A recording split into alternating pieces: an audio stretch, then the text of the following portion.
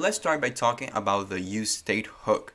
So one of the things that is very important to understand is that React has this very clear notion of the state of the application. So differently from when you code with vanilla JavaScript, React, you don't need to actually manually grab some HTML elements to change the values and update the values in the web page. So for example, if I wanted to update this value over here to something else in normal vanilla JavaScript, I would have to do something like grabbing the value of this specific div or this specific HTML element and then manually changing its value to something else, which it's kind of boring. That's one of the annoying things about coding in vanilla JavaScript.